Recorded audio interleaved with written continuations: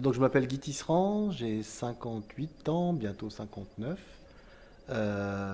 Je suis veuf depuis 2 ans, j'ai 3 enfants, un petit-fils aussi, bientôt deux. Voilà, donc je suis le cofondateur et le président d'un cabinet qui s'appelle TH Conseil, qui est donc un cabinet de conseil, formation, recrutement, accompagnement et communication, spécialisé dans les thématiques du handicap, de la diversité et plus largement tout ce qui touche à l'égalité des chances en milieu professionnel. Donc ça va aller vers l'égalité femmes-hommes, le fait religieux, l'orientation sexuelle, l'âge, l'origine, l'interculturel. Donc l'idée, c'est de permettre aux entreprises et aux personnes de se rapprocher et d'éviter, autant que faire se peut, on va dire, toute forme de discrimination. Donc c'est l'idée du cabinet à l'origine. Alors tout au début, je ne suis pas du tout originaire de ce secteur d'activité, puisque moi je suis au départ ingénieur en électrochimie, électrométallurgie et ingénieur en informatique et mathématiques appliquées. Donc des sciences vraiment, ce qu'on appelle les sciences dures, un peu les sciences, les sciences, on va dire, euh, exactes, si tant est que ça puisse être exact à un moment donné. Et puis j'ai évolué, j'ai travaillé 20 ans dans l'informatique bancaire avant d'évoluer vers ce métier de conseil et d'accompagnement bah, voilà, à un moment donné, je me suis dit dans ma vie, j'ai envie de donner un peu plus de sens à mon action, sortir un petit peu des sentiers battus. Et un jour, je suis rentré chez moi et je dis à mon épouse, bon bah écoute, voilà, j'ai envie de faire autre chose et j'ai trouvé une idée, c'est de créer ce cabinet. Elle m'a dit, est-ce que tu crois qu'on va réussir à vivre avec ça? Je lui ai dit, bah, écoute, je n'en sais rien, on va essayer. Et elle m'a dit, bah, t'as raison, moi aussi je vais arrêter de travailler et on commence tous les deux et on lance tous les deux l'activité ensemble. Et donc on a créé ce projet ensemble, tous les deux, et on l'a mené ensemble pendant 13 ans, jusqu'à ce qu'elle et c'est sa maladie. Et aujourd'hui, on est un cabinet de. Alors, on l'a créé tous les deux, et aujourd'hui, on est un cabinet de 30 personnes qui est basé à Francheville et qui travaille sur l'ensemble du territoire français. On accompagne des entreprises de toute taille, de tout secteur d'activité, notamment des structures comme EDF, Total, le Crédit Agricole, mais aussi des structures beaucoup plus petites. Voilà. Et puis en complément, ce que j'ajouterais, c'est que j'ai été sportif de haut niveau pendant une vingtaine d'années en tennis de table handisport, et j'ai participé 4 fois aux Jeux paralympiques et j'ai remporté 4 médailles d'or, 2 à Séoul, une à Barcelone, une à Atlanta. Puis j'ai été champion du monde à Paris en 98, et ensuite j'ai arrêté le tennis de table parce que ça me prenait trop de temps et parce que j'avais fait un peu le tour de la question et que j'avais envie d'avoir un peu plus de temps à consacrer à ma famille notamment. Voilà. Et j'ai écrit un livre aussi qui s'appelle Le handicap en entreprise, contraintes ou opportunités, et dont le sous-titre est vers un management équitable de la singularité.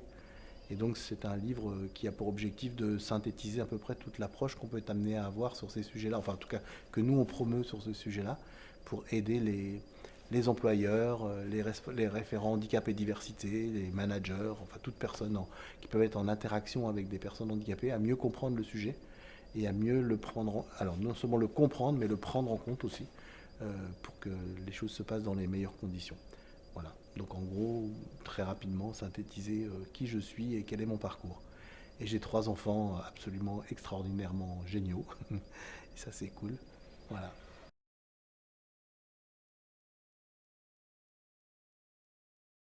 Alors non, elle est venue d'un concours de circonstances, c'est-à-dire qu'à un moment donné, j'avais effectivement envie de faire un peu autre chose, comme je le disais tout à l'heure, de donner un peu plus de sens à mon action. L'informatique, c'était très intéressant, dans le secteur bancaire, c'était intellectuellement très intéressant, mais je me disais parfois le soir en rentrant chez moi, bon, que je fasse ça ou autre chose, ça change pas grand-chose.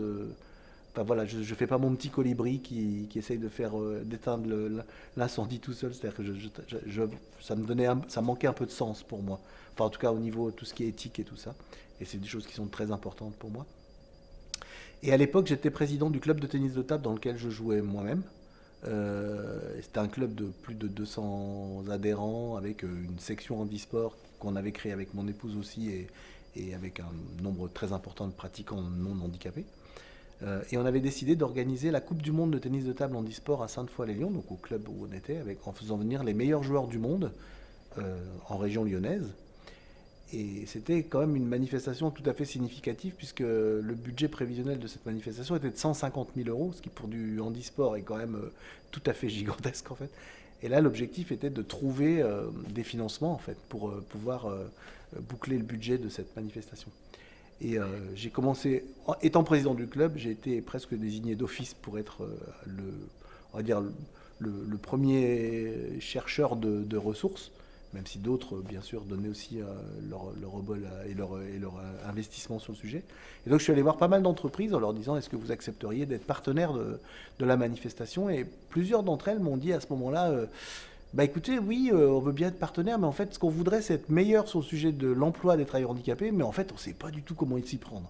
À l'époque, c'était en 2003, hein, donc ça fait quand même. C'était avant la loi de 2005. On va dire le sujet était encore tout à fait confidentiel, majoritairement. Et donc, il y avait beaucoup d'entreprises qui étaient plutôt. Qui auraient eu plutôt envie de s'engager, mais voilà, qui étaient un peu comme, on va dire, une poule devant un couteau, pas trop savoir comment prendre en compte ce sujet. Et elle me dit, est-ce que vous connaîtriez quelqu'un qui pourrait nous aider là-dessus? Et là, ça a fait immédiatement tilt dans mon esprit. Et comme moi, j'avais déjà envie de faire autre chose, là, vraiment, l'idée s'est imposée d'elle-même quasi instantanément. Et donc, c'est là où je suis rentré chez moi et qu'avec mon épouse, on a décidé de créer le cabinet. Voilà comment l'idée est née. Euh,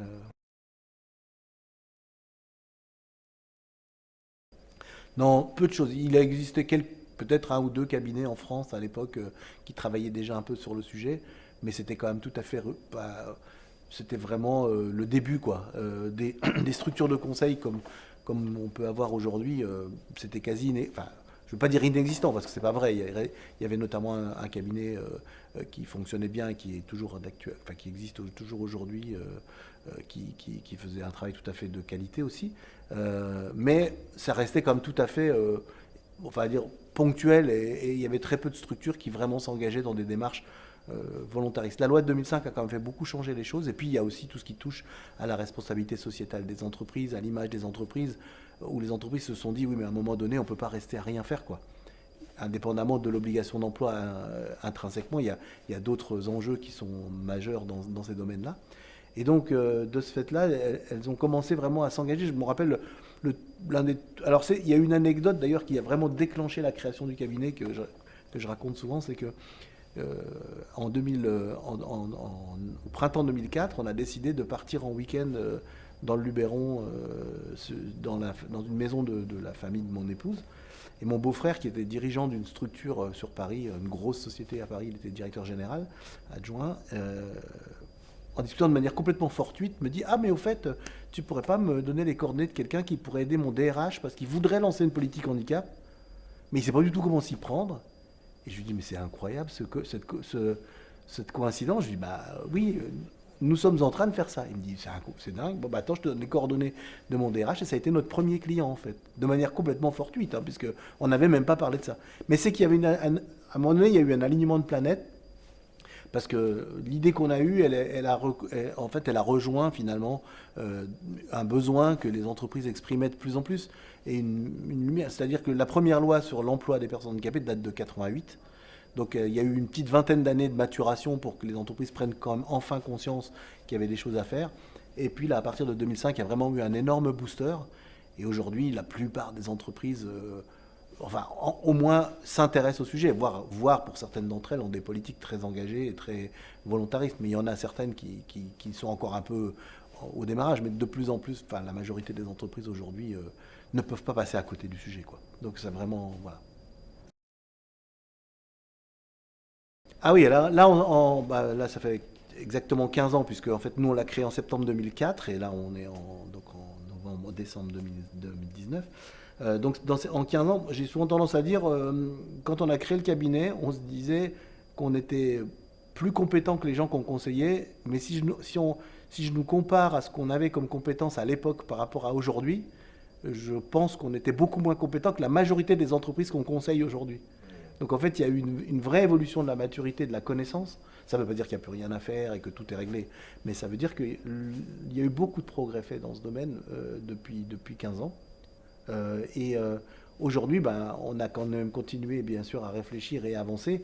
Et on pense qu'on est toujours en capacité d'apporter beaucoup de choses aux entreprises. Mais si on était resté au niveau de connaissances qu'on avait il y a 15 ans, aujourd'hui, on serait complètement dépassé par la majorité des entreprises dont la maturité et la connaissance se sont largement développées ces 15 dernières années. Oui, ça c'est sûr que ça a bien bougé quand même. Après, encore une fois, Il y a toujours des gens qui pourront nous dire, oui, mais le taux de chômage des personnes handicapées est quand même encore 2 fois supérieur à la moyenne nationale, et évidemment, il reste beaucoup de choses à faire, et évidemment, il y a un gros travail encore à faire sur tout ce qui est préjugé, mais la nature même des préjugés stéréotypes a changé, c'est-à-dire qu'il y a 15 ans, quand vous disiez à quelqu'un handicap, la première chose vraiment à laquelle il pensait, c'était le fauteuil roulant, point, quoi.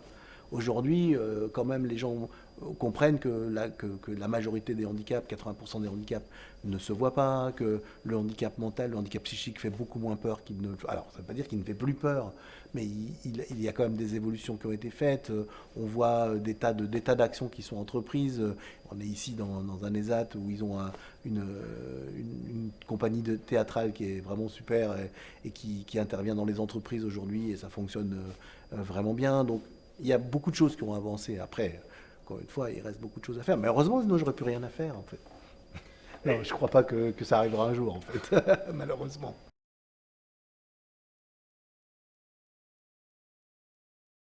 Alors, le livre de Jean-Baptiste, en fait, il y a deux choses qui sont importantes à mes yeux. La première, c'est que euh, c'est pas ce livre-là, en fait. C'est la démarche de Jean-Baptiste de manière générale qui m'a paru intéressante quand il est venu me voir, en fait, quand on s'est rencontrés et qui m'a demandé si je pouvais être intéressé par un projet de ce type. Ce que j'ai trouvé intéressant, c'est qu'il abordait les différentes...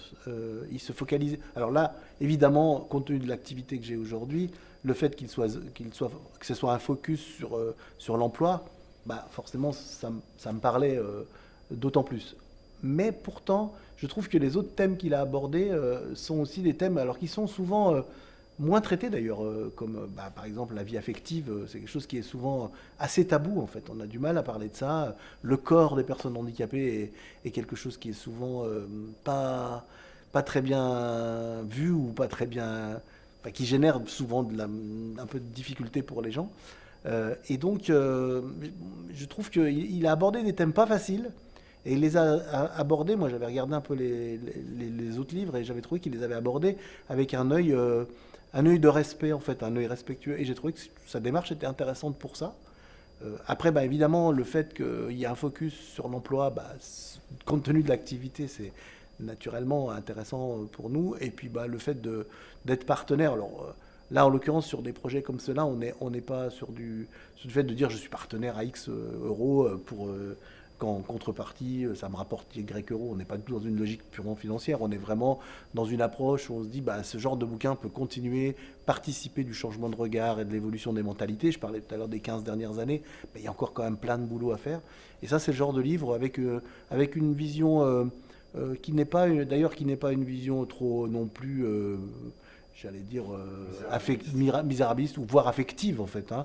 Même si l'affect c'est important, mais c'est pas quelque chose qui a pour objectif de faire pleurer. C'est un bouquin, c'est un propos, c'est des photos qui ont plutôt pour objectif plutôt de faire sourire d'ailleurs dans pas mal. Parce que quand on regarde certains d'entre eux, ça peut faire sourire. Enfin, quand on dit sourire dans le sens décontracté, quoi. C'est pas pour faire rire, c'est pour donner une image, on va dire, pas tragique en fait du sujet. Donc déjà, pas de tragique, ça c'est déjà fondamental pour moi.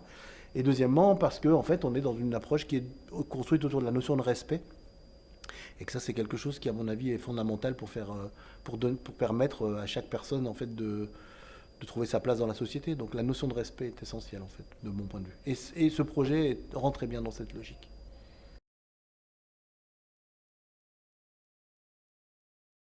C'est une discussion qu'on a eue avec Jean-Baptiste à ce moment-là, dans laquelle moi je suis quand même toujours assez vigilant à la notion enfin prudent par rapport à la notion de stéréotype positif en fait. C'est-à-dire que ce qui est dangereux aussi dans les stéréotypes, c'est problématique qu'ils soient négatifs ou positifs. C'est-à-dire penser que parce qu'on est handicapé, on est forcément un héros extraordinaire, avec une grosse motivation, capable de tout, d'encaisser tout, etc. C'est injuste et c'est dangereux. Pourquoi? Parce qu'en fait, on peut engendrer chez les personnes un risque d'attente de surexigence en fait.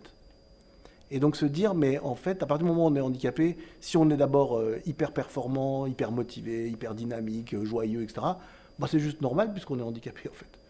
Et c'est ça qui est dangereux en fait. Les stéréotypes, qu'ils soient négatifs ou positifs, ils sont enfermants. Et l'idée, c'est ce qu'on avait évoqué avec Jean-Baptiste, oui, bien sûr, il a plutôt témoigné sur des situations qui fonctionnent. Mais je pense que dans pas mal des témoignages que j'ai lus, il y a aussi, il ne faut pas négliger la composante de difficulté et de complexité que ça peut représenter pour les gens. La notion de compensation, par exemple, autour de laquelle nous on travaille au quotidien, c'est une notion qui doit être, sur laquelle il y a une vigilance à avoir, dans la mesure où si c'est la personne qui doit en permanence compenser elle-même seule son handicap, ou les conséquences de son handicap, alors ça veut dire qu'on va lui demander un surinvestissement en fait. Et pour atteindre le même objectif, le même résultat que quelqu'un qui n'est pas handicapé, on va lui en demander plus. Et ça, c'est un peu problématique. En fait, l'idée de fond pour une égalité des chances, ce serait que à effort égal, résultat égal, en fait. Donc, l'idée, c'est de constater quand même le désavantage subi et de pouvoir le compenser. Ça ne veut pas dire que la personne ne doit pas faire un effort, comme n'importe qui d'ailleurs. Bien évidemment, chaque personne dans la vie est amenée à faire des efforts. Mais il faut faire attention à ne pas être trop dans la surexigence, parce que le risque de la surexigence, c'est la fracture de fatigue, en fait. Vous voyez ce que je veux dire, c'est qu'à un moment donné, quand on demande à quelqu'un, quand on dit les personnes handicapées sont hyper courageuses, par exemple, ou hyper volontaires, ou hyper motivées, d'abord, quand elles vont l'être, on va estimer ça juste normal. Vu qu'on a une vision de la surexigence qui est, on considère que toutes les personnes handicapées sont comme ça, donc si elle l'est, bah, c'est normal. En fait, donc il n'y a même pas de valorisation de l'effort, en fait. Et puis il y a le risque d'être obligé d'en demander beaucoup à quelqu'un qui ne peut pas à l'instant T le faire. Parce que le jour où je viens d'apprendre que j'ai une maladie grave, le jour où je suis peut-être pas bien, et c'est normal d'ailleurs que je ne le sois pas. Donc en fait, il faut accepter les gens pour ce qu'ils sont, en fait, et les respecter avec leurs propres difficultés, singularités. Ce qui ne veut pas dire que chaque individu n'a pas des tas de choses à apporter. Mais il faut prendre la personne dans sa globalité, en fait. Tout le monde a ses fragilités. Et l'idée, c'est que c'est Alexandre Jolien qui dit que la lumière passe à travers les fêlures, quoi. C'est vrai. Donc,